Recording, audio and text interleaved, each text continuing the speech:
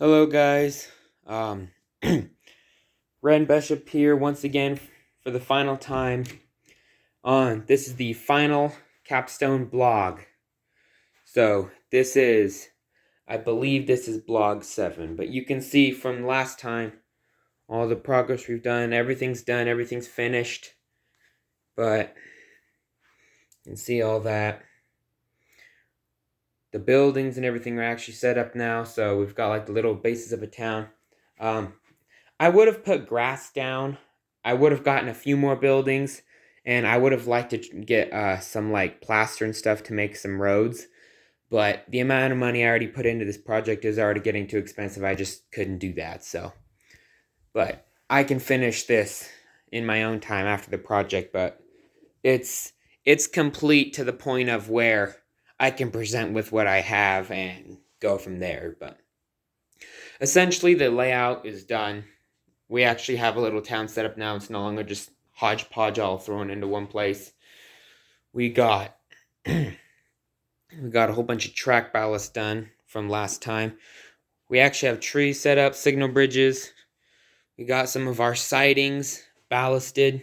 A lot of other stuff has been done. So, oh yeah, I finished building those buildings over there. And then one more thing, we also got our final 2 locomotives. So the reason these were so important is because they have PTS installed, which is the positive train system. So positive train control, or PTC. But basically, these models show the Amtrak. So let me start this way. These type of locomotives, they're Amtrak branded. They're Amtrak ACS64 electric locomotives. So that's the type of them, and then the reason they were important was because they have the positive train control and auto alert installed into the models, which I actually don't have any other models that have that. So these are some of the display items I'll be bringing to the school, along with I'll be bringing some cars. Obviously, I'll bring freight locomotives, and then I can bring some like track samples and stuff like that. So basically, the setup or display is going to consist of trains and then layout materials. Otherwise, aside from that, this project was pretty good. I really enjoyed it. I really recommend it for the next year. I don't know about other people, but I've always wanted to be able to like do something like this, and because of like school and other life responsibilities, I've never had the time to really just buckle down and do this. So having the opportunity to do this through a project and show what can be done when it comes to modeling was absolutely amazing. So I recommend this for another class.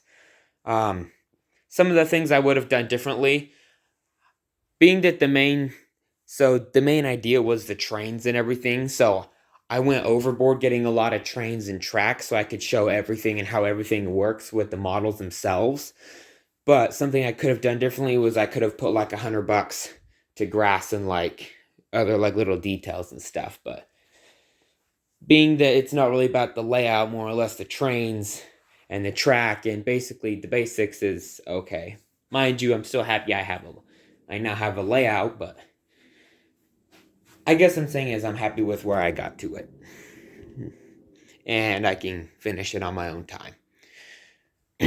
But basically, oh yeah, I also finished that building too, right there, the coal filler, the coal hut, the little the coal hut. I learned a lot about trains and everything as I went through this project. I wasn't just getting models and putting them on the railway, but as I demonstrated by telling you this type of locomotive, I learned a lot of different types of locomotives. I learned different purposes. I learned what they were used for, different railroading aspects, all sorts of stuff. Like trains can only go where they're put, they can only go where the rails go. Their conductors can't steer them. Thus, you need switches. So if you think about it, switches are really the key to a train or locomotive operation. train locomotive and really any type of train operation, because they can only go where the rails go. So if you can have a switch or a different set of points that can take them from A to B, or switch them to over here or whatever, it's quite vital in their operation. Different type of locomotives are for different things. For instance, the ACS 64 Simons right here, those are Amtrak passenger / commuter rail trains. So, like this Burlington Northern Santa Fe locomotive, BNSF 3001. This is a GP 40-2 locomotive. This is used for shunting cars in train yards and stuff. So like all of these train cars here and over there, basically these guys build the trains. They're the ones that put them together. They're the ones that set them in order. Then some bigger locomotives over here, such as the Southern Pacifics, the SD60, the SD50, and the SD35, along with some Union Pacific. Along with the Union Pacific, different type of locomotive is a Union Pacific SD40 and a Union Pacific GEM-8. These are mainline freight. So these guys wouldn't build the trains, essentially. They wouldn't essentially build the trains up and put them together. They're going to be the ones that take them from A to B. So GP40s, GP38s, -9s, and older types of locomotive and rail equipment are used to put the trains together in the yards. After the train is assembled, they're going to have anything from, like I said, a SD40, SD35, SD50-8, SD60. Bigger locomotives essentially are going to be the ones to haul the trains together and take them away. Obviously, there's a difference between passenger trains and freight trains, so that's a little bit of knowledge on the freight trains and how those locomotives work. The freight trains, the passenger trains essentially are different. Mind you, they have different types of locomotives, they have different types of passenger cars. However, they don't have different types of locomotives because these ones pull the trains and these ones sit in the freight yards. They have different types of locomotives such as like the ACS 64, the P42, F40PH, Metroliner, Excella, and so forth. Those locomotives are more or less evolution of speed and high technology design and more updated when it comes in terms of safety to like save lives if something happens. So those ones, they have different types of locomotives but for different reasons. For instance, the freight trains, they have different types of locomotives, as in these guys have a certain job. These guys have a certain job. Your certain job is to stay in the yard and organize a train. Your certain job is to take that train from A to B. These guys, for instance, so I'll use this guy for an example. This is an Amtrak P42 Genesis DC. It's older than the ACS 64. It's not as... It's still modern day, but it's an older Amtrak locomotive compared to the ACS 64. So, the Genesis locomotive is for long distance routes. This one is dual purpose. Long distance, short distance, whatever. Diesel powered. These ones, on the other hand, these are electric powered. So these ones need fuel. These ones need more maintenance. They go slower. These ones being electric, they can go as fast as the electricity carries them. So these go faster. They're better for the environment because they don't need to have diesel fuel and fumes put off in the air. And they can get passengers from A to B a lot faster. So, and then some of the different types of passenger cars are up here, like the the double deckers I've shown in my videos beforehand. So lots of differences in between them. So let's see. It's differences in locomotives, differences in passenger and trade, differences in locomotives, layout explanation. Ooh, I know.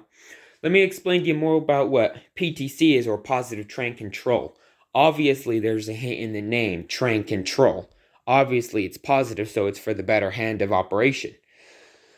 But things you wouldn't really know is that what happened was in Amtrak ACS 64 locomotive, this is when positive train control was really basically legal reasons really started slapping Amtrak in the face and was like, you know what, you need to get this installed in your units, you're going to be out of operation because we've had too many things happen. Basically, an Amtrak ACS 64, this is 600, this is 607. ACS 64 601 was on a route. It was 6 years ago now. So these models themselves are new, but the locomotives are 6 years old from the first ones that they had, such as 601 through 610, which the two I have are 600 and 607. Oh, 600 and 610, sorry. I forget 600 and 607, and then the newest ones, the oldest ones, are 600 through 610 because they made them in batches. So they made this one as a prototype, and then they made them in batches after that. So they made a prototype, ordered 9 more, and then from the 9 they ordered 10, 10, 10, 10, 10, cleared to 678. But basically, Amtrak ACS 64 601 was on a route. Basically, it was a routine travel, and what happened was a report was filed from a SEPTA commuter train, and he had rocks thrown against his windshield, and so he radioed from elsewhere. Well, the cab driver of Amtrak 601, Brandon Bastian, was basically, based off of the description of the location of the report, he thought he was further along the main line that he was supposed to be traveling on than he actually was.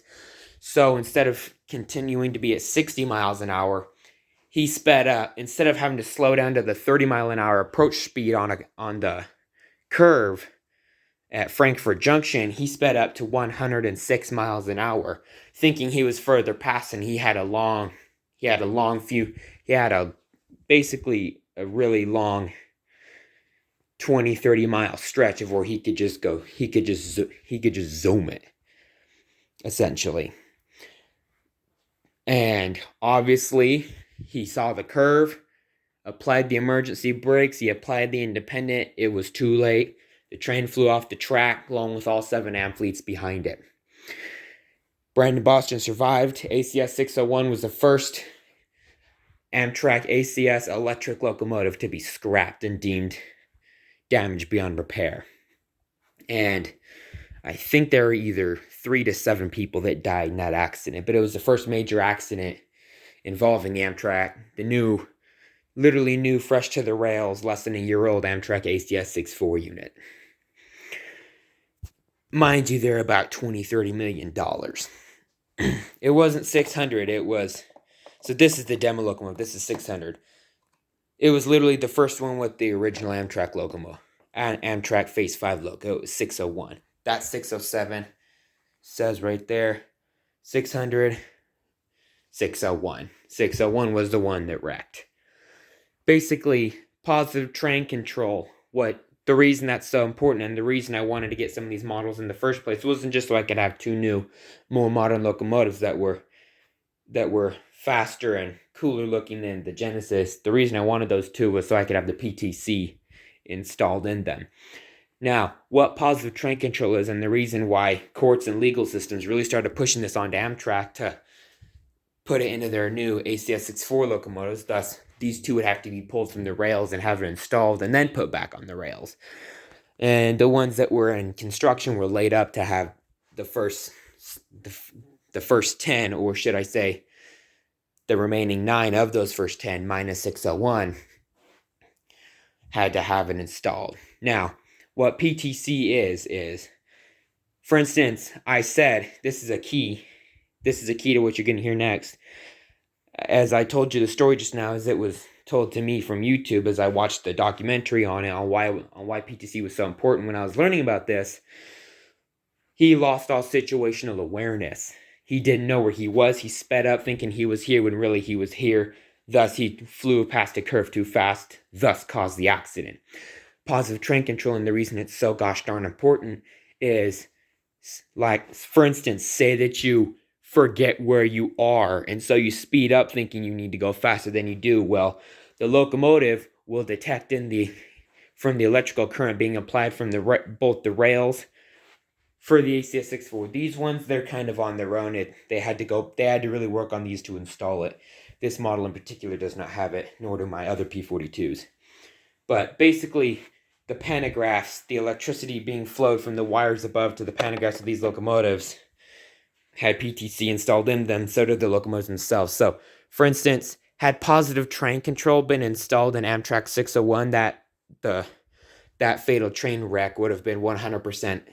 I mean, and I really do mean 100% avoidable, not 99%, not 99.9%, 100% avoidable. Because what that positive train control would have done, / what it has done, is it detects, oh, you're going too fast. Oh, there's an obstruction on the tracks. Oh, this, oh, that. Oh, there's a malfunction here. Oh, these points are set here when they shouldn't be. Oh, da da da da da da da. And it slows the locomotive down to either A, the recommended approach speed, or B, it slows the locomotive clear down to a screeching halt. For instance, if there's an obstruction on the track. So, like, say that a big semi, Mac Daddy hauler, whatever those things are, a big semi truck with a big heavy load is stuck on a railroad crossing. Instead of having to rely on the conductor to see the obscured semi or car, whatever, on the roadway, or the obscured curve or whatever, basically, instead of having to rely on the conductor knowing what he's doing, the locomotive will take independent control of itself, and it'll slow itself to a halt. So the reason positive train control is of such importance is because with a system like this, it makes probably I would give a rough guess of anywhere from 85% to 97% of all train wrecks. Passenger related, now I'm not talking about freight trains. Passenger related would be 100% unavoidable. This wreck in particular with 601 would have been not unavoidable, I mean. It would have been avoidable, not unavoidable, sorry. They would have been avoidable, 100% avoidable, and they would not have happened. That's why PTC is so important. These models in particular, they have it installed in them. So, like, say that I have to go use the bathroom or something, and I just leave my train running. Within 30 seconds, just like in real life, the model will detect, oh, the conductor isn't doing what he needs to do. We're going to slow ourselves down before we go too fast and fly off the tracks. Or the model or in real life. Or say that I'm working on a train car, right? I'm being dumb. I'm not paying attention.